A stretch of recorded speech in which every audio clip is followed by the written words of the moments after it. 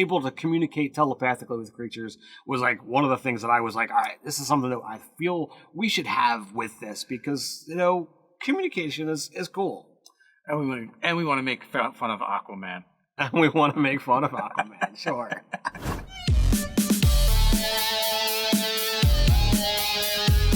I'm Nerdarchy Ted. And I'm Nerdarchy Dave. Welcome to Nerdarchy. For nerds, by nerds. All right, we're going to talk about Godzilla, King of Monsters, and making a Warlock Pact for Dungeons & Dragons 5th edition. Yeah, so I was kind of inspired by this video when I was scrolling through my For You page on TikTok. And this TikTok came up. Warlock patrons from popular media. Example number 15. Godzilla, King of the Monsters. Godzilla, or Gojira, is an ancient amphibious monstrosity.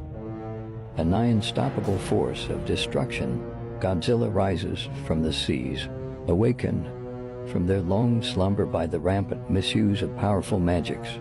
Godzilla is meant to restore the natural balance of magic and power in the world. Ways to gain Godzilla's pact. Be a force of balance. Be seen as a monster for doing what needs to be done. Otherworldly patrons.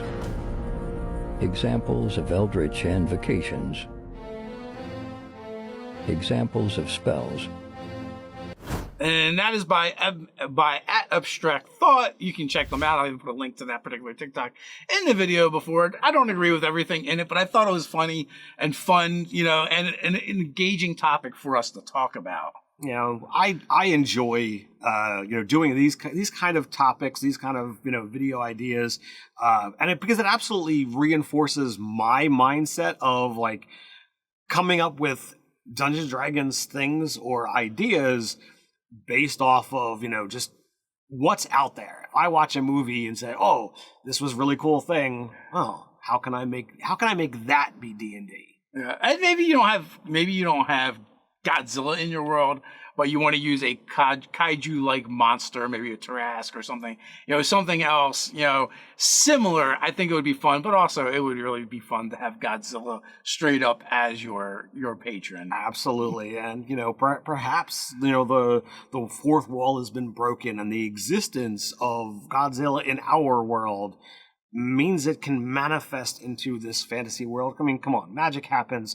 Deadpool can talk to the audience. Why not? Yeah. Well, even in the King Kong movies, there's been people that have been able to kind of interact and communicate with Kong.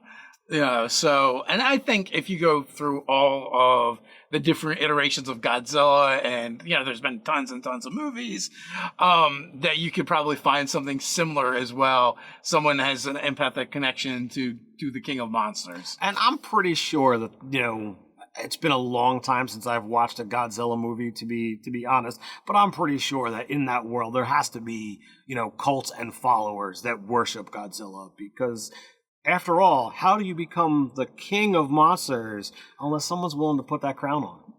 Well, I mean, you're Godzilla. You just take the goddamn crown and put it on your own head. I mean, Kong tried to step up, but, it's Godzilla. All right, before we go any further, if you happen to like this video and all the awesome content over on Nerdarchy.com, why not come check us out on Patreon and throw us some love over there? Speaking of those awesome articles over on Nerdarchy.com, you can check out Play Your Warlock Like an Occultism, 5e D&D, link up here. All right, so we kind of workshopped this off camera to put together a bona fide pact. Well, before we even do, why not just use the Phantomless? The Phantomless? Phantomless. Fathomless is what you're trying to say? Or that one, Check out the video of, the bloopers. The bloopers reel to find out how many times Dave says fathomless. Yeah, so why not use that one? Well, I mean, you absolutely could. Godzilla is, an aquatic monster. He comes out of the depths. But I don't feel that it speaks to what Godzilla, is and does when he shows up on the shores. Yeah, it's got the aquatic part, but it's very tentacly. And also, even the Great Old One, I've seen, Cthulhu, the ocean, that kind of thing. But even that still doesn't feel quite right for Godzilla. That's why we're like, maybe we need our own. So coming up with our own, I think, can be a lot of fun. We've workshopped this off camera, putting together some thoughts and ideas, and perhaps that aforementioned nerdarchy.com, we might just go ahead and put all of this as is right there in a blog post, so you can add this to your game over on nerdarchy.com. So first up, we have our expanded spell list. So as always with this expanded spell list, these are spells that are not Warlock spells that at the appropriate levels you can choose to add to your known spells. First up, we've got Absorb Elements and Color Spray. Color Spray I kind of view as, yet another breath weapon type object. Second level, you have Dragon's Breath and Enlarge and Reduce. So this is going to allow, the concept of size, and again, more breath weapony stuff. I mean, come on, that's what Godzilla does, radiation. So we've got, for our third level spells, we've got a Chardalon Stride. This to me is representative of, the titanic creature that a Chardalon or Godzilla happens to be. Allows you to move faster and cause damage along your way, and water breathing, just in case, you need to help out your allies, or maybe even yourself, depending upon when you get it, to be able to breathe in the water. Yeah, a Chardalon Stride, I just see that as like you're an engine of destruction. So that made sense. Then we got Freedom of Movement and Polymorph. So freedom of movement, again, nothing gets in your way. So whether you want to plow through that building or plow through the obstacles in your path, nothing's going to hold you down. And Polymorph, I mean, come on. You can get into a T-Rex, and who doesn't want to already be a T-Rex when you're this engine of destruction? One of my very favorite gifs is the Godzilla. They're like all clips of Godzilla shown. And he's just like, F this bridge, F these power lines, F this building, F this train. And smashing them apart.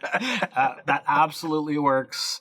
And, that very much fits. So you've got spells, and with Polymorph, whether you want to be the engine of destruction or somebody else, you can be like, boom, you can be the T-Rex. I'm going to sit here and keep breathing my lightning. And fifth level, we're going to continue along with our wave of destruction with Maelstrom and Destructive Wave. So again, more utter devastation to cause in your wake. All right, so now we're going to get into our patron abilities. And, Warlock, you start right at first level. So the first thing we have is Aquatic Adaptation. And at basically at every tier that you get an ability from being a Warlock, you get to choose from a list. We have Eyes of the Depth. You gain dark vision of 60 feet. If you already have dark vision, it increases by 30 feet. Gills, you gain the ability to breathe in water. Adapted to water, your speed increases by 10 feet when in water. So all of those can be taken over the course of your advancement, so you'll eventually have them all. You can take them in the order you want. Lastly, we have Web Fingers, which just gives you a swim speed. And that's equal to your walking speed. So, if there's anything that increases that, you're good to go. So, those are 4 powers. You can pick and choose as you see fit. So I like the concept of it being this thing of every time you gain a level in the subclass, or every time you get a power within the subclass, you're going to get another aquatic adaptation. Yeah, they're mostly ribbony unless you're playing a very aquatic style game where this is going to come up a lot. That's why we decided to throw them in as kind of like an extra thing. Absolutely. All right, so we have Radioactive that you're also going to get at first level, and you're going to get a breath weapon. As a bonus action, you can breathe a line of radiant energy that does 1d10 damage on a success. You can make a dexterity save equal to your spell save DC, and if you pass, take half. The damage increases at 5, 11, and 17, doing an additional d10 each time, 2d10, 3d10, and 4d10 respectively. And you can use this ability equal to your proficiency bonus. You regain all expended uses once you've completed a long rest. You also gain Mutated Eldritch Blast. You gain the Eldritch Blast cantrip and can change the damage type to Radiant. Yeah, so, with that, basically, I don't know why, but I equate radiant damage with radiation. To me, it's like the closest thing. It's so holy it burns. Yeah, I mean, there's some that say that, radiation would probably be, necrotic because, it eats away. But I think it's also, could be a potential to create a whole nother damage type that falls into this, radioactive, nuclear, kind of stuff. If somebody else is doing that in your games and you've got a name for that damage type, let us know.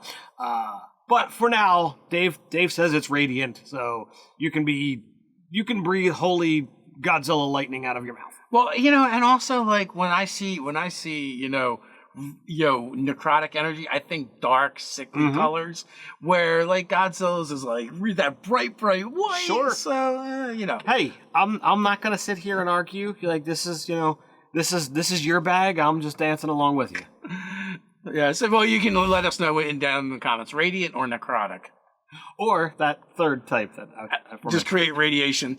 So 6th level, you're just going to get resistance to radiant damage. I guess if we had decided to go with necrotic, it would be necrotic. We feel like the package is already pretty good, so we didn't want to go with something too crazy at 6th. So at 10th level, you're going to get Tyrant of the Depths. This is going to allow you to communicate telepathically with any creature that you can see that has a swim speed.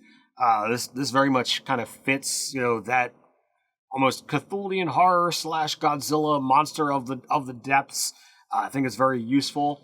But you're also going to be able to cast command at will on any creature that possesses a swim speed using your spell DC for Warlock. So very, very useful. And this kind of gets you to the concept of King of Monsters. Yeah, and also it's also limiting in the sense that like one, they have to have swim speeds, or it doesn't affect them as well. But again, like I feel like this one was a little front loaded, so and that's why. And also like at each level, you're also still getting another one of those aquatic evolutions. Yeah, and just a kind of slight tangent. When Nerdarchy designs subclasses and that kind of stuff, we like to put in ribbon abilities or things that speak to other pillars outside of combat, and being able to communicate telepathically with creatures was like one of the things that I was like, all right, this is something that I feel we should have with this, because communication is cool. And we want to make fun of Aquaman. And we want to make fun of Aquaman, sure. I don't know if it actually happened in one of the shows. I think it did, but one of my favorite memes is one of the other characters being like, "Can you?" Well, actually, in the Justice League cartoon, I think it's Batman is like, "Can you communicate with these things? Because they're like lava monsters coming out of the ocean." And he's like, "Do they look like fish to you?"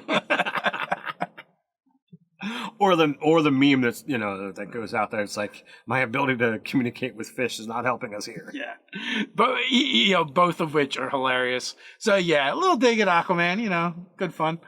But so at 14th level is our keystone ability, and that is atomic healing.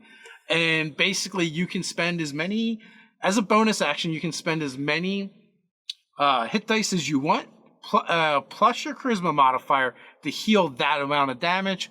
You can use that once per rest. So basically you can do it on your short rest. Now the limiting factor here is how many hit dice you actually have, because you can't spend more than you have. You only get half as many back after a long rest. So we felt like, yeah, this could be really powerful in a particular encounter, but you're going to get diminishing returns, because the next day if you wanted to use it, you're not going to be able to access as much, or if you burn through it, burn through all your hit dice, you just don't have them to spend. Now, the cool caveat with this is, instead of adding your Constitution modifier as you normally would when you spend a hit die, you're adding your Charisma, which the power of your connection to the King of Monsters is what's allowing this to be a little bit better.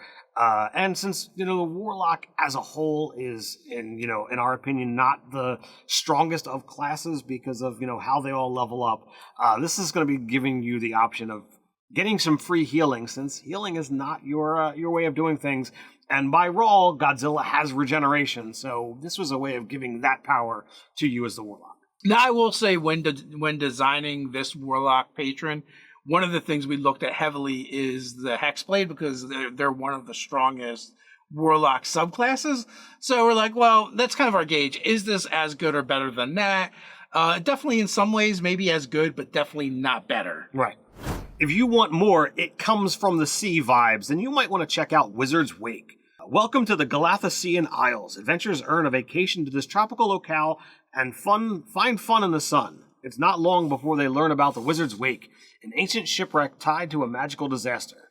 No true 5e fantasy vacation is complete without an excursion into danger to discover ancient secrets and treasure. Wizard's Wake includes a map and details about the Gylathocean Isles, along with a colorful folk who make their home at sea, plus a one-shot adventure to discover the mysteries within the wreckage of an ancient ship.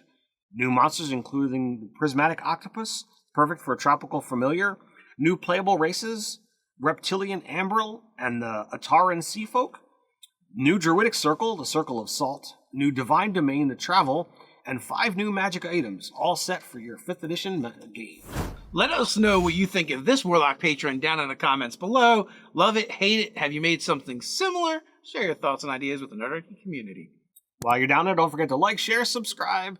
Go ahead and click on that notification bell. You know the drill. Quick reminder, Mondays, Wednesdays, and Fridays, we drop new videos here on the channel, so come on back. But you can't wait till then. No worries, we got you covered. This isn't our first rodeo when it comes to creating subclasses here on the channel. We've also done Path of the Spell Eater Barbarian. You can see the card up here. So until next time, Stay nerdy.